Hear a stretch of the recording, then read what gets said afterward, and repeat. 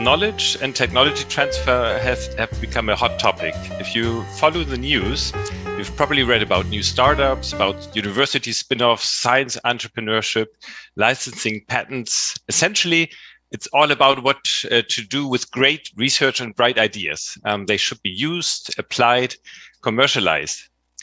It's not really something new, although we tend to associate research and especially basic research with the university ivory tower. But in fact, chemistry professors in 19th century Germany already sold their research to supplement their income. They kept in close touch with industry to obtain impulses for new research ideas. But the political focus on knowledge and technology transfer has increased a lot over the past decades. The United States, already since the second half of the 20th century, when Abramovich and Solow, the two economists, demonstrated the role of technology for economic growth, all industrialized countries have been following suit. Our last coffee talk in January, if you were present, we discussed, for example, the plan of the German coalition government to establish a dedicated innovation and transfer agency to help universities find partners from the industry and market their research. Welcome to the DWIH Coffee Talk. Today, we want to discuss the potential for knowledge and technology transfer on the international level, why it makes sense to take your ideas, your research, and your startups abroad. It's a lot of issues we want to deal with today, so we need support. So I'd like to introduce my co-host today, Dr. Laura Bleken, who is program manager at the DWIH Tokyo, and who will take over as moderator of the coffee talk later this year. Laura, thank you for being with us today. Yes, hello. Hello to Germany. Hello. In our last coffee talk, as you remember, we discussed how knowledge and technology transfer has become a central objective of the new coalition government in Germany. Now, you're perfectly placed, I think. You're from Germany, you've received your PhD in Germany, but you've also been living in Japan for a long time. So you're familiar with both countries. And as program coordinator of the German Center for Research and Innovation, you follow trends and developments in Japan, the Japanese research and innovation landscape quite closely. What's your impression? Is technology transfer equally important as in Japan as it is in Germany? Yes, that's actually a great question. I think technology transfer is definitely very, very important in Japan, especially in recent years, as the government is now trying to reform the universities in order to encourage more innovation and entrepreneurship in the university landscape as well. You will have heard about the major fund the Kishida administration is setting up right now of $19 billion. And one of the main goals of this fund actually is to promote the Japanese innovation in this competitive global environment. I think there's also a very obvious trend when it comes to startups. The number of startups has risen sharply in the past. Before that, Japan maybe was not the most famous country for its startup scene, but right now I think there's a lot of movement going on, and I'm very much looking forward to our experts' opinion on that today. Yes, in fact, we do have quite a few experts with us today to deal with all the different aspects of knowledge and technology transfer. I think it's 4 today, Laura, plus 2 moderators. Why did we invite so many? Yeah, well, I'm very happy we have such a diverse group of speakers with us today. The reason this came together is because, for one thing, we wanted to cover both directions. So technology transfer from Japan to Germany, as well as the other way around. And then we also wanted to look dedicatedly at the startup ecosystems, because I think that's a very important topic right now. And this is why we reached out to these 4 organizations, yes. Yeah, excellent. I'm looking forward very much too. We have quite a lot of excellent speakers today that cover both Japan and Germany and different topics. So let's introduce them. And Laura, if we may take turns, I'd like to introduce Miho Tanaka, who who's a startup visa lead and director of startup welcome services at Shibuya Startup Support. Shibuya Startup Support was established by the Shibuya Ward of the city of Tokyo to assist foreign startups with expanding to Japan. Miho, welcome and happy to have you with us today. Yeah, thank you for organizing, Axel and Lola. Thank you. Yes, thank you. So next, I would like to introduce Keisuke Kamitani. Keisuke is section manager at KKE, which is short for Kozo Keikaku Engineering. And KKE focuses on delivering cutting-edge engineering knowledge produced by industry-academia collaborations. And this includes knowledge transfer from Germany to Japan. Hello, Keisuke. Thank you for being with us today. Yes. Thank you so much. I would appreciate to join the DWIH Coffee Talk. Nice to meet you. Nice to meet you. Yeah, thank you for being with us today. Next, I'd like to introduce Georg Löhr, who's Japan representative of NRW Global Business, the trade and investment agency of the German state of North Rhine-Westphalia. Now, Georg has been I'm sorry, Georg, I apologize, I'm in the English mode. Georg has been a long-time observer of business trends in Japan as well as Germany. And he and NRW Global Business have helped firms from Japan and from Germany connect. And they also assist Japanese startups with expanding to Germany. It's a great pleasure to have you with us today, Georg. Georg, you're still muted.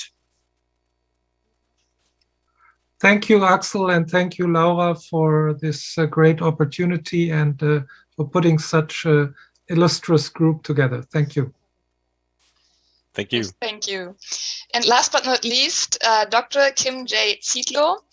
Kim is Director of Trend and Innovation Scouting at Germany Trade and Invest, or GTAI in short.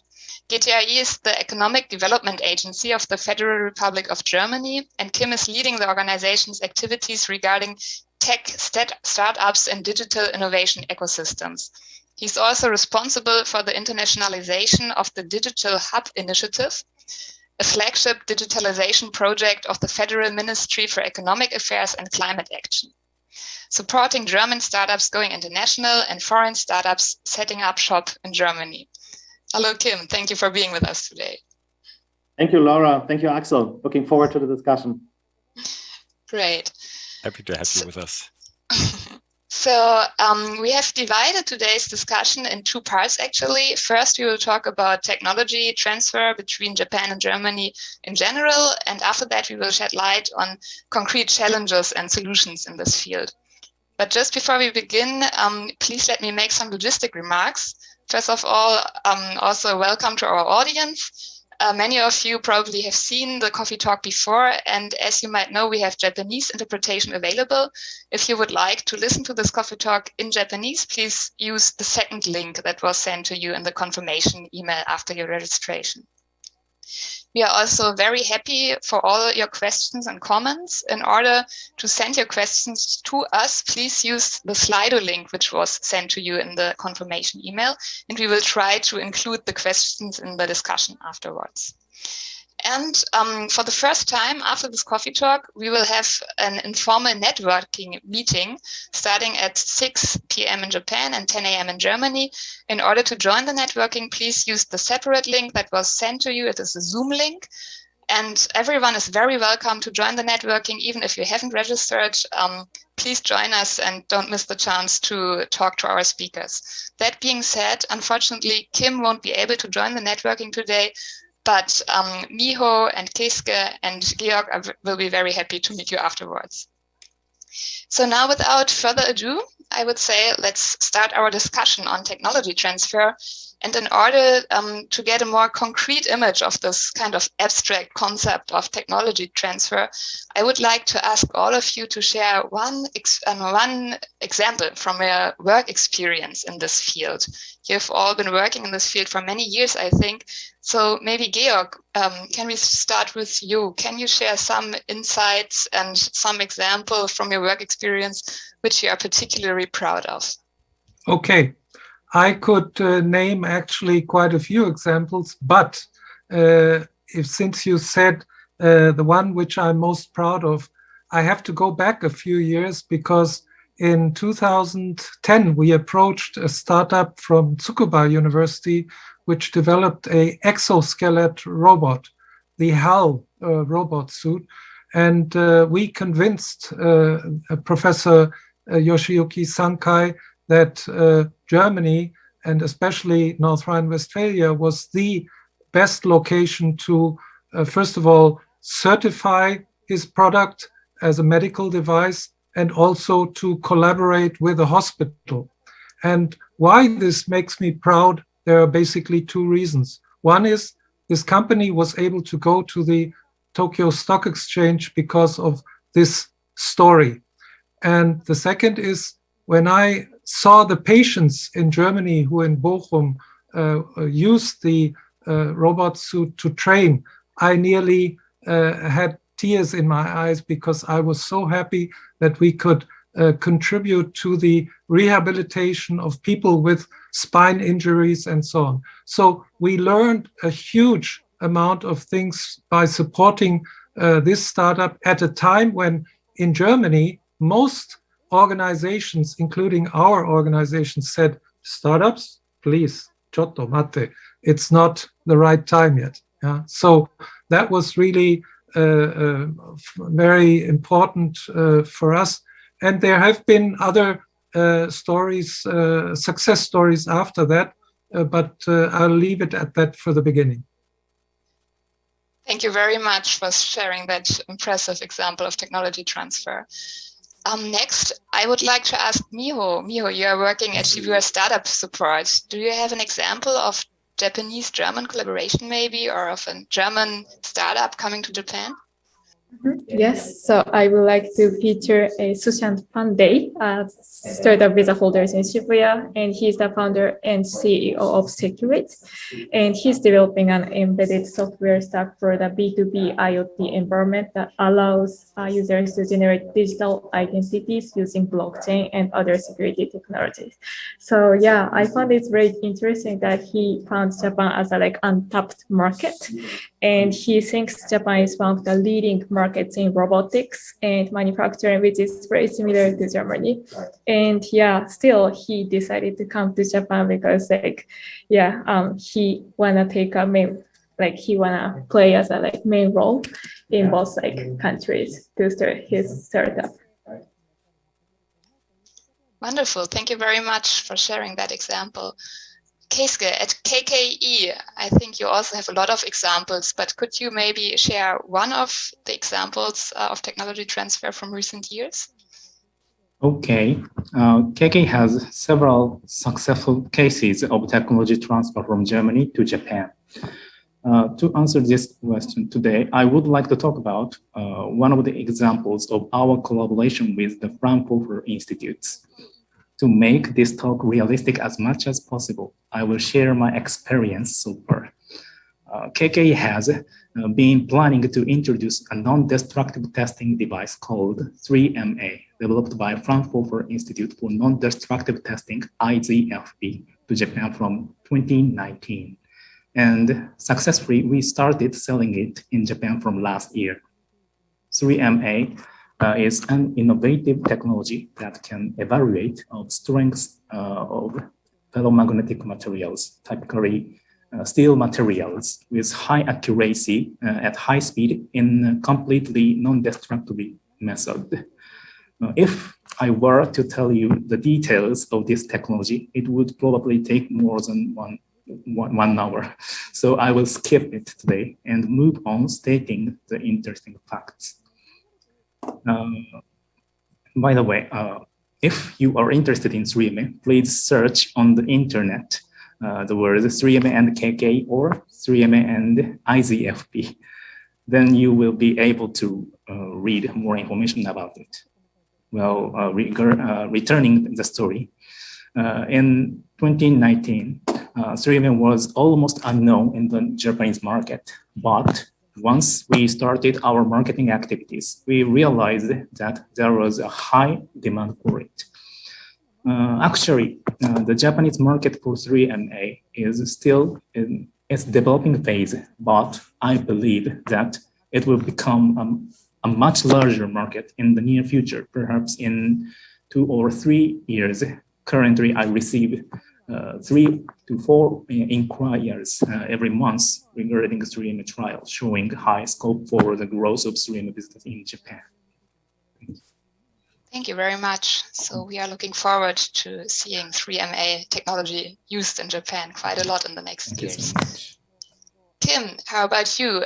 May I ask you about one example from your work experience of technology exchange between Germany and Japan, or maybe on another international level, whatever you would like to tell us about? Yeah, sure. So I can tell you about one example from our Digital Hub initiative. So this is a network of digital innovation hubs across Germany. There are 12 of them, and all have different topics. And I have one example from our 5HT Digital Hub Chemistry and Health, which is located in Mannheim, Ludwigshafen.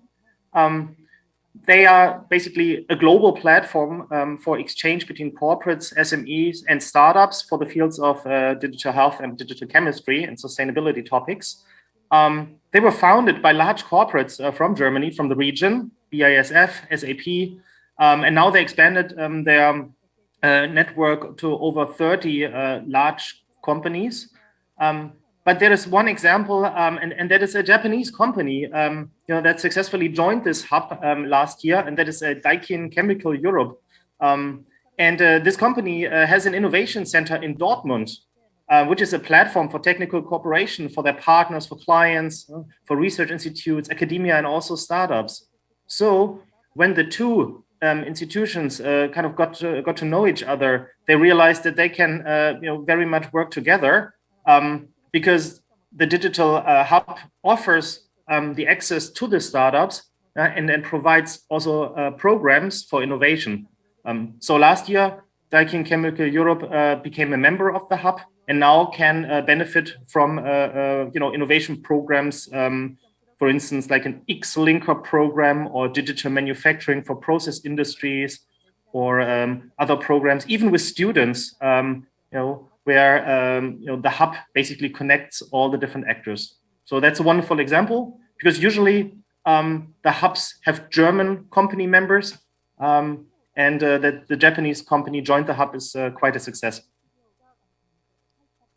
Yes, definitely. That sounds very impressive. And thank you for sharing that example too. So as we can see, a lot is happening in technology transfer in Germany and Japan between the two countries. Are there any trends you can actually observe right now, especially when it comes to startups? Maybe, Miho, could I direct this question to you? You are working in the Japanese startup scene. Is there any recent trends you are observing? Thank you. Yes. So I think the recent trend is like mainly investment, the growth of investment, and more investors are contributing for startups, and also foreign investors are also investing in Japan. So it seems like last year there was like about like 153 billion Japanese yen, which is 1.2 billion investment going to early stage startups, which consists of like about 20% of total investment coming to Japan. And also regarding the investment, I think JKIS using convertible equity is getting popular over like convertible note. And like more and more like startup friendly investment opportunities are coming. And also, yeah, I can clearly see that investment goes to tech sectors. So like, yeah, technology transfer is happening here. And interestingly, like more and more fund relating to AI sectors are like evolving in like mainly Tokyo. For example, Tokyo University has UTech, and Ministry of Economy, Trade, and Industry also have like AI Edge contest, and also like maybe everybody now, SoftBank has also like AI focused incubator called Deep Core. So I think, yeah, this like technology transfer is actually pushing and also like growing the Japanese startup ecosystem. Very interesting. Kim, from the German side, would you think there's a similar trend right now? Is the investment growing? Can we observe similar things? Yeah, in that regard, definitely we have a similar situation in Germany. I mean, across Europe, but of course also in Germany. Over the last 12 months or even 18 months, we saw a rapid increase, especially in large funding rounds. Doubling and tripling the number of unicorns that we have in Germany, which is which was not really foreseen by a lot of experts, but even during the difficult times we had over the last 2 years. It seemed that especially the later stage startups could benefit from the situation. I mean, there are a lot of trends involved, also on the investor side, why the money was available. But nevertheless, we could see that. But another trend that we can see in Germany is especially about sustainability and climate change, because that is a field that is so much developed now. In the startup scene, so many entrepreneurs really go this route, try to find solutions in all the different spaces of climate change. Could be on the carbon side, could be also on the mobility side, on the energy side. It's massive, and this will not be only a short-term trend. I think this will completely change the whole landscape of tech startups. I guess not only in Germany, but probably globally, because this is fostered, and we can already see that. I want to quickly mention also some trends on the government side, because this is what happens in the private sector. Because we talk about also knowledge transfer a lot here. The biggest startups that we have in Germany were just developed by just entrepreneurs that basically just founded a company. Yeah, just blandly putting it like that. But there is so much potential of ideas and research and innovation that comes from universities and scientific institutes. Keske mentioned Fraunhofer Institute, but it could be any university. And a lot of universities in Germany already have startup programs, but nevertheless, the number can multiply by a lot if the whole potential is actually realized in Germany. So the government puts a lot of focus, the new government in Germany puts a lot of focus on entrepreneurship in startups that come from universities and research institutes. So that's something that will also change the landscape of entrepreneurship in Germany over the next years. Yes, I see. I think the whole topic of university startups is actually a topic we could discuss in much more detail. Maybe we will come to that later. But before we move on to the next part, I would just like to simply ask you if you could summarize in one sentence, why is technology transfer between Germany and Japan important? Keske, what do you think? Okay, in one sentence, I think it's all about accelerating innovation. The addition of the strengths of the two parties turns into the multiplication depending on the situation. That is to say, the situation in which both parties feel safe to entrust their back to each other. This is possible because Japan and Germany recognize and respect each other well. Yeah, I think trust is a very, very important topic when it comes to technology transfer and transfer of ideas. Thank you for that. Georg, what is your expert opinion? Why is technology transfer important between our two countries? Well, Germany and Japan share a long history of over 160 years of collaboration and partnership. You already mentioned building trust despite this long distance of more than 11,000 kilometers is extremely important. And that always takes an extra effort.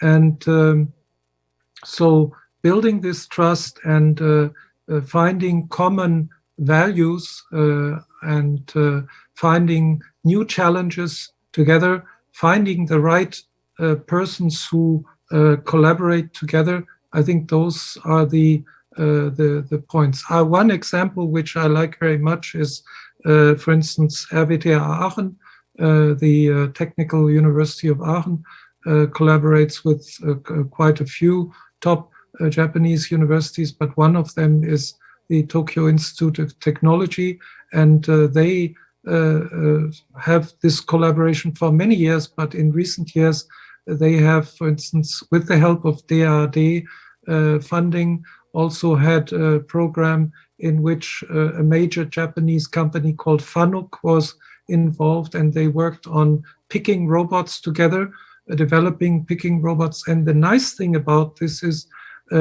it's the top-level professors that are involved, the engineers, the master students or PhD students, but also younger students. And I think what we really have to put an effort in is bringing the younger people into this exchange and technology, because they have the skills, they have the power, and which is also found in startups, but also at universities. And sorry, this was much more than one sentence, but we can learn very much from each other. And there are so many good examples. We just have to talk more about them, which is why Coffee Talk is such an excellent platform. Thank you very much for that. Yeah, thank you for the advertisement, Georg. You mentioned a very important thing. You have to engage in extra effort. You have to go the extra mile, and I think that's an important thing, right? Technology, I think we are all aware there are a lot of benefits to knowledge and technology transfer, but the fact that in both Japan and Germany, the government needs to roll out programs and establish agencies to encourage it within the country already shows that it's not an easy issue. There are some hurdles to be overcome, and you're all engaged in international technology and knowledge transfer, which I would imagine is even more difficult, maybe because of the distances. So I'd like to ask you about the problems, the hurdles that need to be addressed. Keisuke, if I may start with you, what would you say are sort of the main issues that you have to address, the main problems that KKE has to overcome? What kind of hurdles? Okay. Yeah. Hurdles. Okay, in Japan to tech transfer. Our stance is to bring particularly excellent technology from Germany and spread them in the Japanese market. The biggest hurdle, I feel, at the time is how to positively change the mindset of Japanese companies that are afraid of failures. We reasonably understand that the realization of innovation always comes with a risk of failure. However, we are usually scared when we try to pursue our goals. Also, Japanese people often think that they do not want to be an example of failure themselves, and that's why they do not try on the first hand, I think. Can I also ask you, how do you overcome that? How do you explain what the benefit is, or how? Yeah. Benefit overcomes benefit. Okay. Because I imagine. Okay, I think the most important thing is to create a situation where they are eager to take on the challenge. In other words, the most important thing is to change their mindset. Yeah. Miho, perhaps we can pick up from there. Keisuke already mentioned it's maybe there exist problems with the mind frame in Japan, the concern over failure. I imagine it's also difficult for international startups to go abroad to take their business abroad. They don't understand maybe the culture well. There are language barriers. How do you address these issues, or what kind of additional problems would you say exist in getting foreign startups to come to Japan? Thank you. Yes, so like we Shibuya Startup Support is supporting these international founders trying to start a business in Japan. And yeah, I think so technology can transfer virtually and easily, but also people also need to come to get connected to the ecosystem. And also like Keisuke-san says, like they need to build trust and like, they have to talk. I think in Japan it's very important to meet in person and like, discuss in person. So to support their landing, we support startup visa procedures. So we started 1 year startup visa initiative last year, and more international founders are coming, like Sushant, like currently residing in Germany. He also applied for a startup visa and he is planning to land in Japan maybe this month. Excellent. And and also like there's so many red tapes that we have to go through in Japan. So our next focus is like streamline the siloed process. So that includes investment contract, incorporation, and also setting up a bank account. So like I think most of the government support up until now, they're focusing on mainly SME support. So not mainly like startups, but Shibuya Startup Support specifically supports these startups with exit strategy, with relation to actually grow their business and scale their business in Japan. So we also support like trying to connect with investors, and because like they need to raise funds to actually scale their business. And there was not much information about investment. So like we also try to study about like how to write contract, like investment contract, and like how to think of like valuation, and also like how to pitch to investors by connecting to the right mentor who can teach them how to actually set up their startup in Japan. So you do provide actually a lot of auxiliary services to coach people to navigate the hurdles in Japan. That's excellent. Kim, you sort of mirror Miho's experience, I think, because you're also trying to get foreign startups to come to Germany. You also engage in other activities. And I think DWIH also supports German startups to go abroad. But from your experience in general, does your experience mirror that of Miho? Are you dealing with the same issues, red tape, for example, or familiarizing people with the German business environment, or what kind of hurdles do you have to deal with, and what kind of support do you try to provide? Yeah, in a certain way, we have a similar situation over here, and a couple of the hurdles were already mentioned.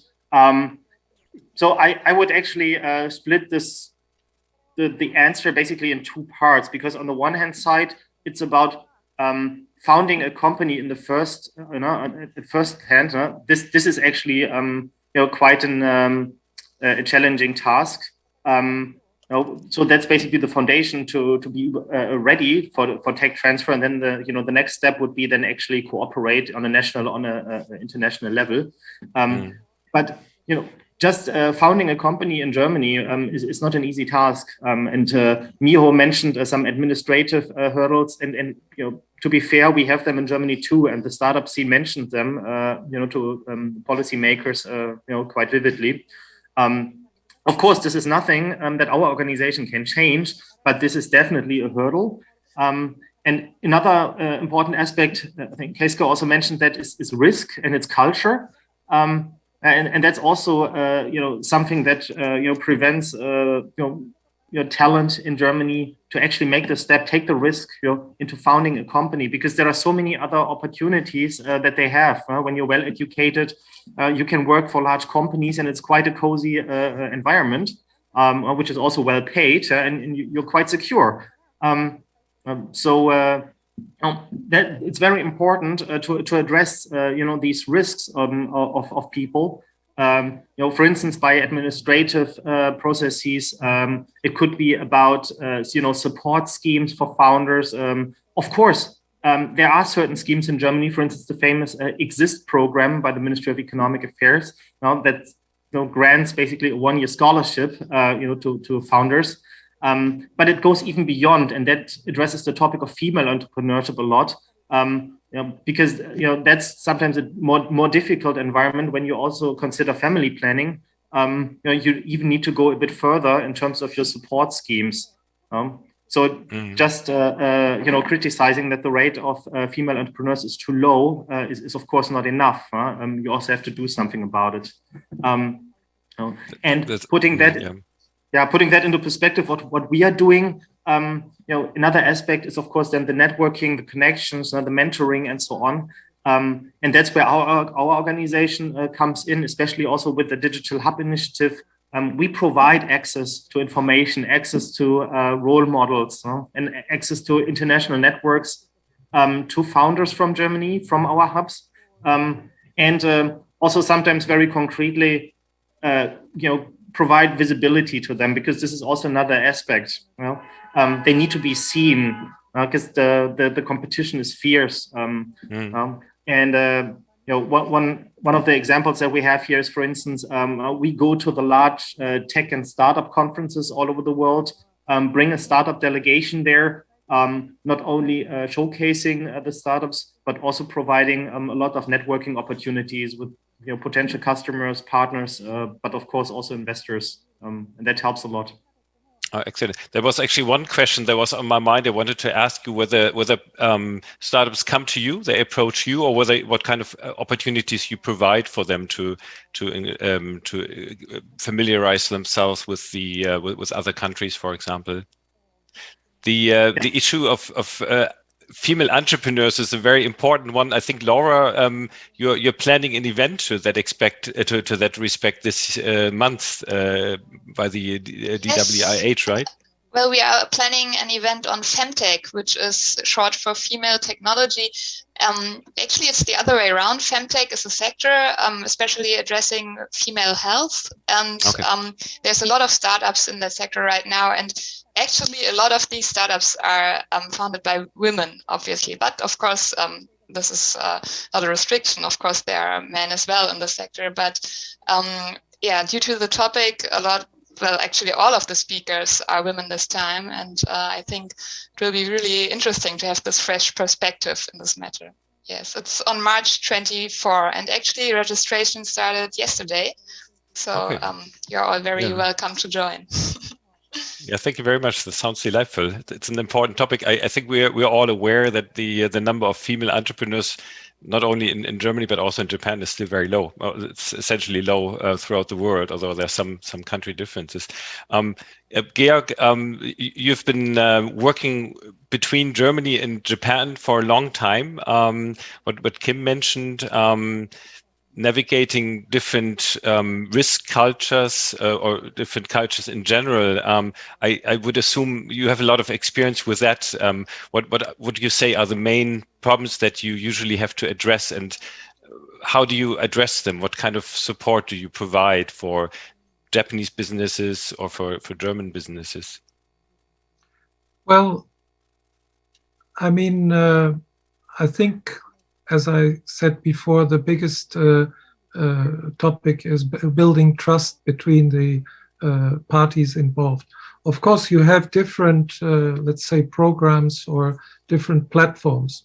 What Kim mentioned earlier, the digital hubs we also have in Düsseldorf, the digital hub Rhineland, for instance, and other digital hubs. Those are events, or the big Messe trade fair events. Those are also events where startups can go and get the exposure they want to get talking to people. But on a deeper level, if you, I mean, we're especially strong in the medical startup area. So on a deeper level, you, of course, want to connect people who are really excellent at what they do, and you have to find the right partners on both sides. Yeah. So if I have a startup now from Keio University, and they have a very interesting brain-machine interface technology, I first have to think who might be the right partner for this startup in Germany. And to be quite frank, it's not always the number one on the other side who will be open, because they, of course, also work with other partners and startups together. So you really have to tread down the path very carefully and select good people. And then you have to nurture So nurture means you have to stay in the game. You have to hold their hand for quite a while, see what the temperature is, listen to what they're saying, and sometimes what they say, what A says, is not understood well by B. Yeah? So you have to kind of sometimes interpret what the message really is, which is of course a challenge even for people who've been in Japan for a long time. But these are all aspects of providing support. But I must really say that compared to let's say 10 or more years ago, right now, as we see on this coffee talk also, but as Kim has illustrated also, there are so many support mechanisms and support organizations and also funds available in Germany, and Japan, which offer much more opportunities. But important mindset, and of course, to scale up the whole thing, money. Yeah. And we have to address much more in Germany and probably also in Japan, investors, to bring in investors, the venture capital, CVC, other types of investors, to get these startups then to have them scale up. And of course, they can partner with big companies, but money is essential. There was a good question from the audience too. We've talked about building trust, about culture. There are probably also some very real issues like property rights, for example, or Georg, as you just mentioned, the availability of finance. Miho, if I may ask you that, for example, the intellectual property regime in Japan, I suppose for startups from outside of Japan, when they come to Japan, it's first of all difficult to navigate. It's also difficult to assess whether it's really worthwhile. How do you assist startups there? Great question. Thank you. So I think, the first hurdle is, of course, like, as many of you mentioned, language barrier. All the documents has to be written in Japanese. I think it's the same in Germany, but many of them face that. And also, like, I think regarding IP protection, the startup founder can choose, but I think they have to register for the IP protections in Japan or like global, right? So like, and also like the patent lawyer, I think the number of patent lawyer who can actually consult in English is very limited. So I think that's something that we can probably make a bridge to connect international founders to actually learn about how to like deal with this like protection, I think. I think this bridging function that you just outlined, that's very important in connecting demand and supply across countries. And I think that also illustrates how important your organization, what an important role your organizations play. Because if I'm a Japanese firm with an idea, I would like to take it abroad, I would imagine it's very difficult to find the right steps. And it's good to know that there are institutions that help me, that guide me, that provide information and so on. Keisuke, I'd like to ask you about that too. You're matching German research with Japanese firms, supply and demand in Germany, in Japan. How do you deal with that? Is it similar to what Georg said? Georg said he sees a company in Japan. It seems very promising. He thinks about a good partner in Germany, or how do you proceed? Supply-driven or demand-driven. From a researcher's point of view, tech transfer is definitely supply-driven.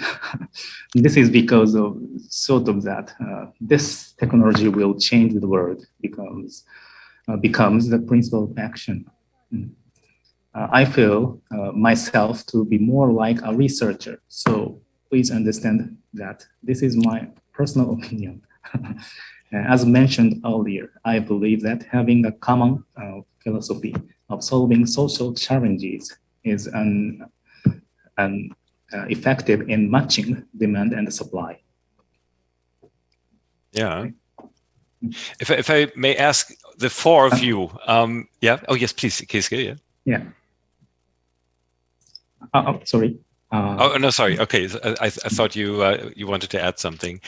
If I may ask the four of you, what is the main benefit that you usually tell your partners? Why would it make sense for them, for example, to come to Japan, or why would it make sense for them to come to Germany? Is it financial benefit, or what would you usually put in the front of your? It's one of them, but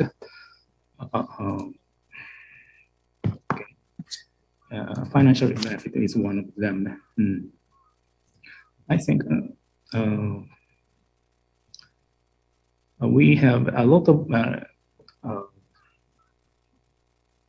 We are KK are good at making forward-thinking, future-oriented personnel proposal based on that knowledge, and we understand the essential values of Germany amazing technology, and then consider how it can help to solve social challenges, and sometimes even bringing out the hidden needs of our customer. And yeah, the common philosophy of solving social challenges significantly increase the motivation of both Germany and Japan. As a result, the performance of both parties will improve. So it addresses actually important issues, problems that our countries are dealing with. It's not just about the single company, but also actually providing idea solutions to challenges that we have to face, challenges with regard to the environment or social challenges. Yeah, thank you very much. That's very interesting. If I can continue with this question, what's the main benefit you would say for international technology and knowledge transfer, Miho?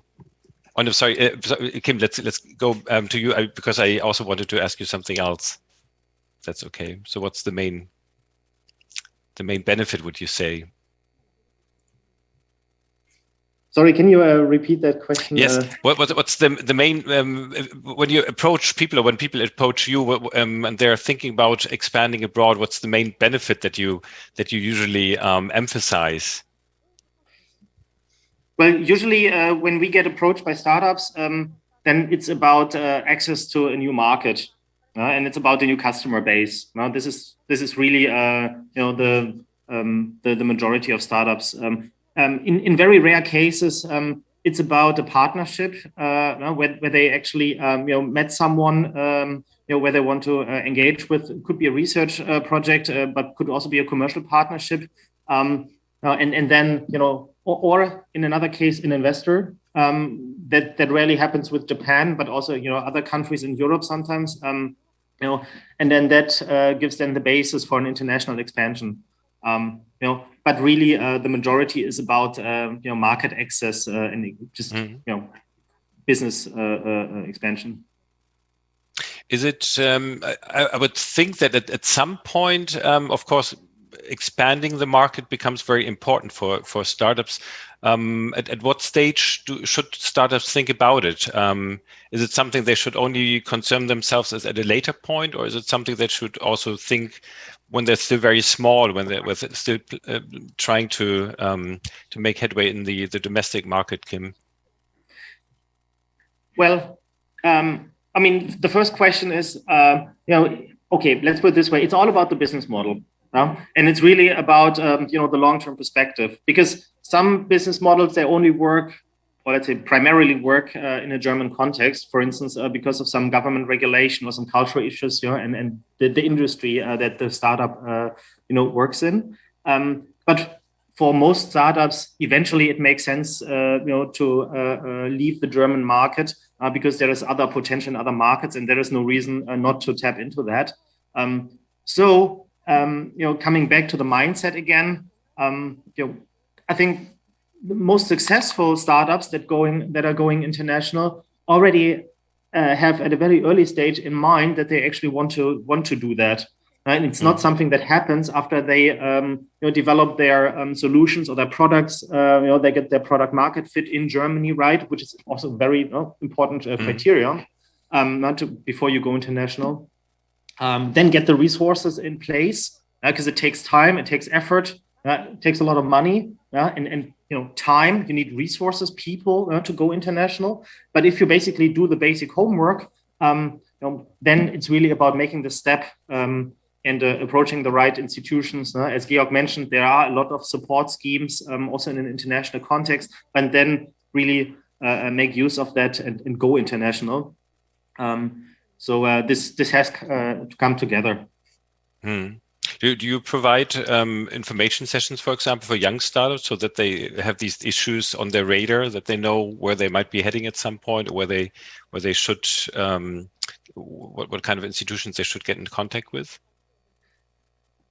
Yeah, so we actually we're in the process of starting a program that is directed especially at startups at the very early stage in their international expansion developments, because we figured out that in Germany there is a certain gap in the market, so that the private sector, but also the public sector usually focuses on startups that are already at a stage where they go international. In Germany, a famous example is the German Accelerator Program, which is focusing on certain Asian countries plus the US. But that is targeted for later stage, growth stage startups mostly.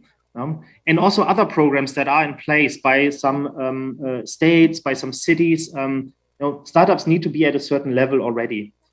But nevertheless, exactly what you said, there is a need for startups in a very early stage in the international expansion, and we figured out that we need to support that with a very easy access offer, which is very broad. And of course, not all of the startups that go through our program will then make the next step, target the next market immediately, but at least we can support the capacity building and awareness, towards this topic in general, but also what's out there, of support schemes if they want to make the next step, because this is also a big issue. The availability of information and the awareness that there is so much that they can use. Yeah. That was also one of our main objectives today, that we wanted to introduce different support organizations from Germany and from Japan to our audience, to make them aware if they're considering engaging in these activities where they can turn. So we had KKE today, Shibuya Startup Support, NLW Global Business, DWIH. Laura, so far we haven't talked about the DWIH Tokyo, but we're running the Coffee Talk. What kind of support can we provide? Thank you for that question.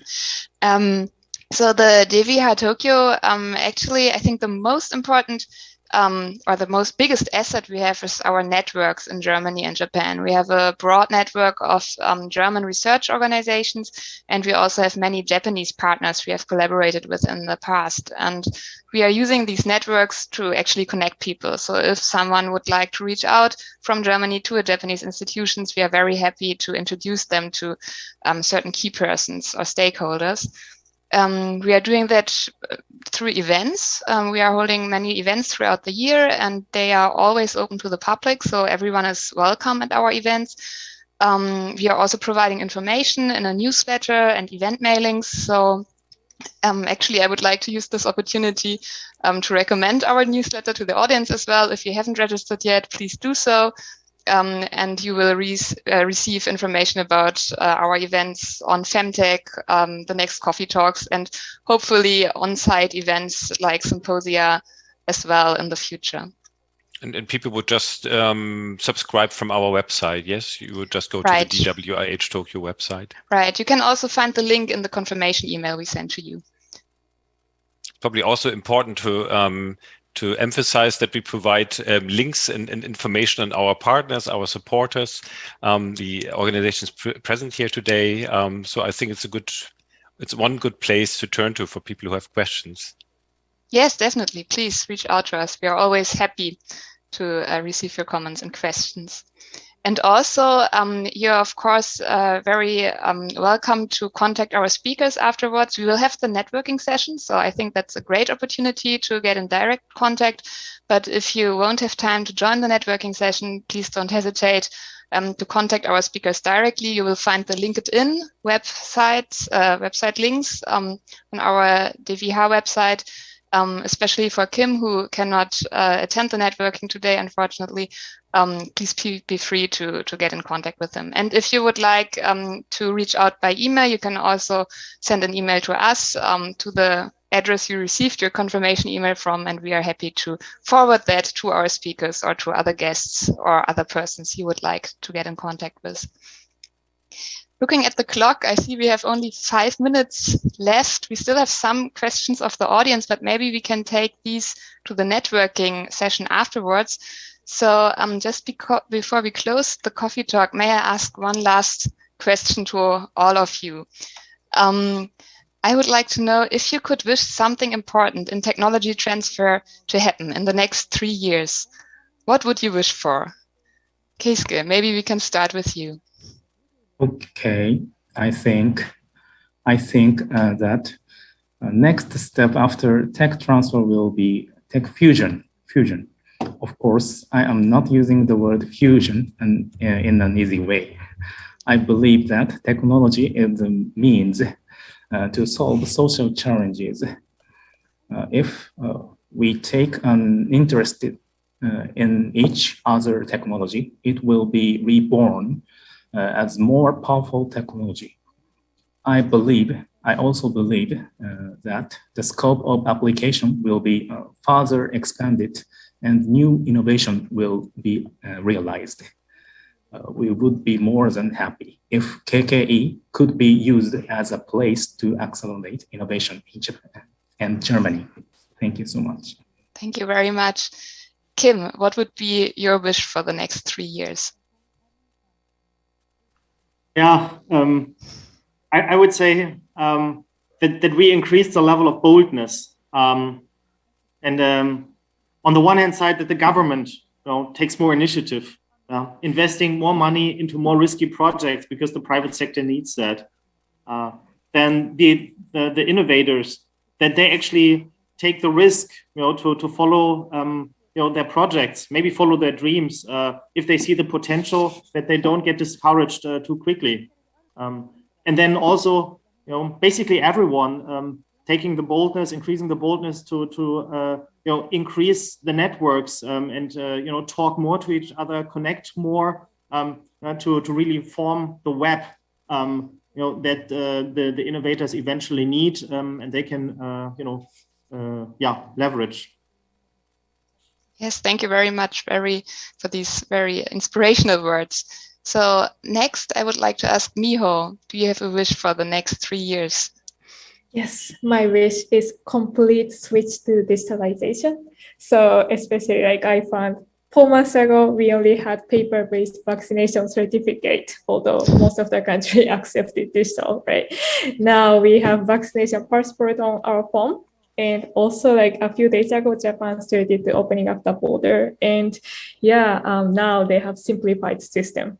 So I already see this like change, but like in the next 3 years, I want to see the complete switch to the new technology. Thank you. Yes, I'm curious if that will happen. It will be very promising.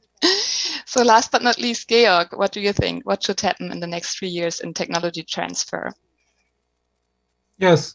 Well, we as NRW Global Business Japan are continuing to support startups, not only from Japan to Germany, but also from Germany to Japan.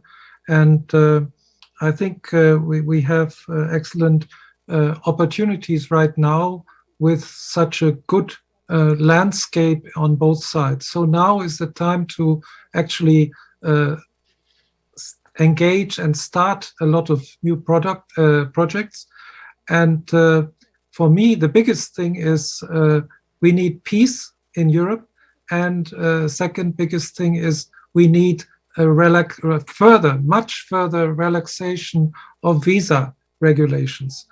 Premier Kishida, please open up the borders to students and young researchers and startup entrepreneurs.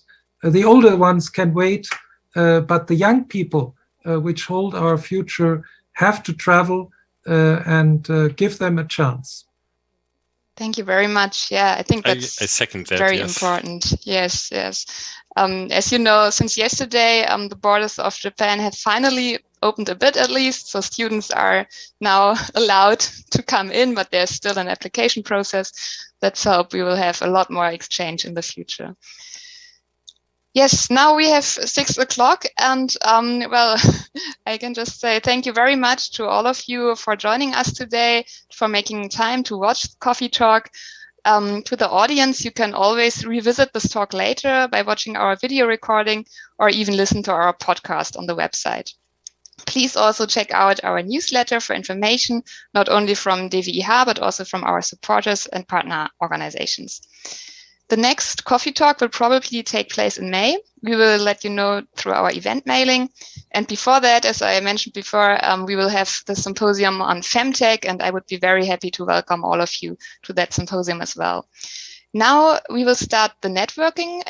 We will use a separate link you received in your email, and I hope we will meet many of you in the Zoom room.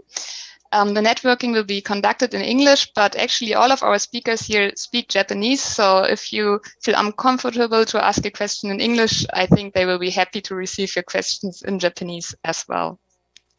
If you would like to get in touch with our guests, first join the networking. And if you don't have time, please feel free to reach out to them.